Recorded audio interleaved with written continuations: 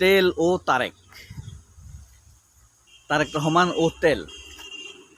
আপনারা কি বিশ্বাস করেন তেল নিয়ে বর্তমানে বাংলাদেশ দুটি সংকটে পড়েছে?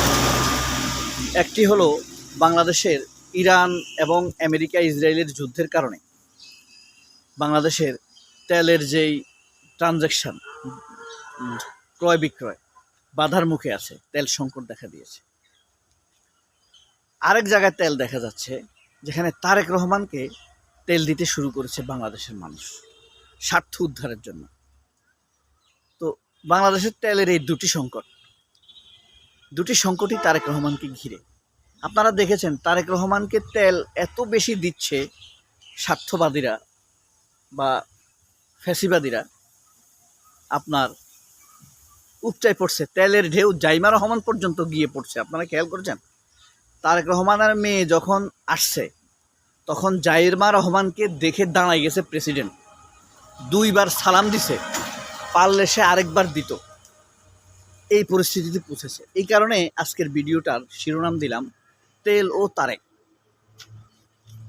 বাংলাদেশের তেলের সংকট দেখা দিচ্ছে দুই দিকেই। যেই তেলটা তারেক রহমানকে দিতে হবে সেখানেও সংকট দেখা দিচ্ছে, দূষিত হয়ে যাচ্ছে। আর যেই তেলটি দেশের জন্য দরকার সেখানেও সংকট দেখা দিয়েছে। পয়সাটা আসলে কোথায় যাবে? তেল বেচার পয়সা তো, একটা তেল বেচার পয়সা যাবে সুপ্পুদের ঘরে, ফ্যাসিবাদীদের ঘরে, বিএনপি স্বার্থান্বেষী দালালদের ঘরে। আরেকটি তেল বেচার পয়সা কোথায় যাবে? সেটা যাবে সরকারের ঘরে, যারা তেলের ডিপো নিয়েছে তাদের ঘরে। তাহলে আপনারা যারা ভাবছেন আমি তারেক রহমানকে বলবো পয়সা খায়, তেলও তারেক, পয়সা যাচ্ছে কোথায়? পয়সা দাও আরেক।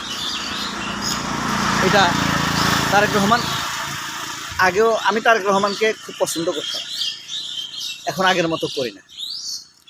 তারেক রহমান নিজেকে নিজে রক্ষা করতে পারে। তারেক রহমানের বিরুদ্ধে যে মিথ্যাচার হয়েছে, বাংলাদেশ তারেক রহমানের বিরুদ্ধে যে মিথ্যাচার প্রথম আলোরা করেছে, সেই জিনিসটি যদি তারেক রহমান নিজেকে পরিষ্কার করতে না পারেন তাহলে এদেশের মানুষ আর কী করবে, তাই না? তবে আমি তারেক রহমানকে আগের মতো পছন্দ করি না, এটা সত্য। কিন্তু তারেক রহমানের পক্ষ নেওয়ার জন্য মিথ্যা কথাও বলবো না। হ্যাঁ, এটা আমার দরকার নেই।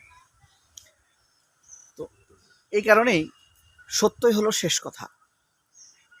দেখেন পরিস্থিতি এমনভাবে এগোচ্ছে যে এক তেল ছাড়া দেশের অর্থনীতি চলবে না, আরেক তেল ছাড়া বিএনপি চলবে না। তারেক রহমান বুঝতে পারলেও, যদি বুঝতেও পারেন যে তাকে এভাবে তেল মারা হচ্ছে, তারপরেও কিন্তু তাকে এই জিনিসটি করতেই হবে অবধারিতভাবে, কিছুই করার নেই। কারণ তিনি বুঝেন তাকে তেল মারা হচ্ছে, কিন্তু তিনি এটাও বুঝেন তার দলকে তার রক্ষা করে চলতে হবে। তিনি যদি তার দলকে রক্ষা না করেন তাহলে কেউ করতে পারবে না। সুতরাং বুঝে শুনে হলেও তিনি সেদিকেই চুপসে মারে হলেও, দলের স্বার্থে হলেও কিছু স্বার্থ তিনি দলের লোকদেরকে ছেড়ে দিবেন, কিছু স্বার্থবাদী লোকদেরকে তিনি করবেন। আবার তারেক রহমানও কিন্তু তেল মারছেন। দেখেন এই যে গতকাল ঈদের দিন গেল, ঈদ মোবারক, এই ঈদে কি হয়েছে? তারেক রহমান একজন খুব দুঃখী, কষ্টে থাকা শহীদ পরিবারের সদস্যকে নিয়ে পাশে দাঁড় করায় ঈদের নামাজ পড়তে পারতেন। এটা একটা কার্ড হতো আমাদের জন্য, সেটা তিনি করেন নাই। তিনি আনিস আলমগীরকে ফোন দিয়েছেন, হ্যাঁ, সমকামী সাংবাদিক আনিস আলমগীরকে ফোন দিয়েছেন, সহমর্মিতা জানিয়েছেন। আনিস আলমগীর এটা আবার জানিয়েছেন।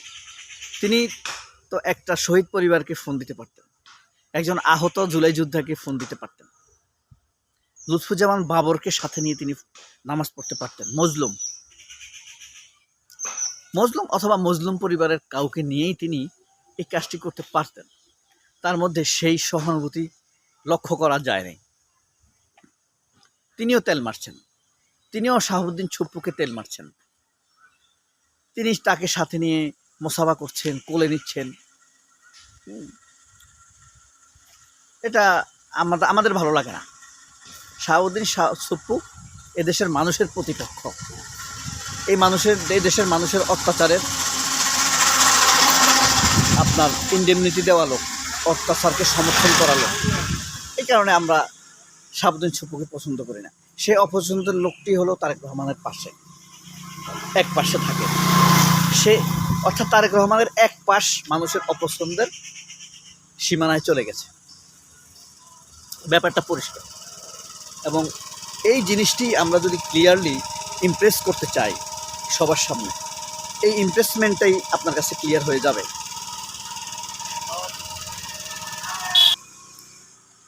এই তাদের ইমপ্রেসমেন্ট, তাদের যে তেল দেয়া তারেক রহমানকে, সুপ্পুকে সাথে থাকা, তারেক রহমান যে আমাদের নয়, তার এক পাশে ফ্যাসিবাদের একজন উজ্জ্বল এনাবলারকে পাশে রেখেই তিনি প্রমাণ করে দিচ্ছেন, I am not for you. এটা অর্ধেক তিনি প্রমাণ করে ফেলেছেন। তার ওই পাশে একজন আহত জুলাই যোদ্ধা থাকতে পারত, দুই পাশে দুজন আহত জুলাই যোদ্ধাকে। আবার জামায়াতের নেতা যে এটা করছে তাও কিন্তু না। তো এই যে দেখেন তারেক রহমানের তেল মারা, তারেক রহমান ওয়াকারকে তেল মারতেছেন,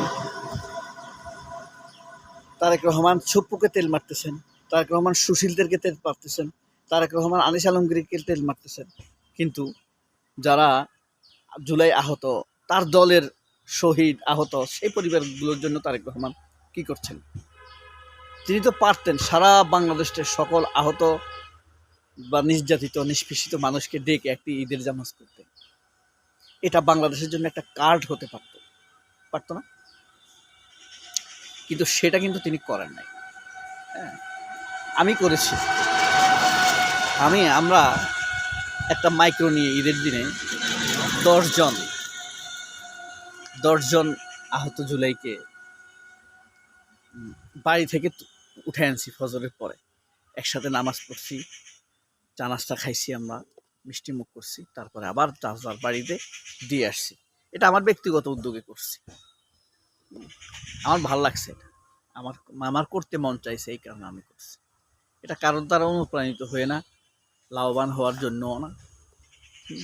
এটা মজার বিষয় না যে একটা মানুষ জীবন দেওয়ার জন্য রাস্তায় নামছে, সেই মানুষটা জীবিত আছে। আল্লাহ বলছে তোমার মৃত্যুর সময় হয়নি, এখনো হায়াত আছে।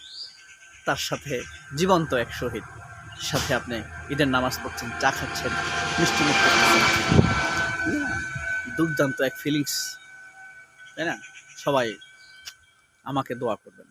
আমি খুব সরল থাকতে চাই।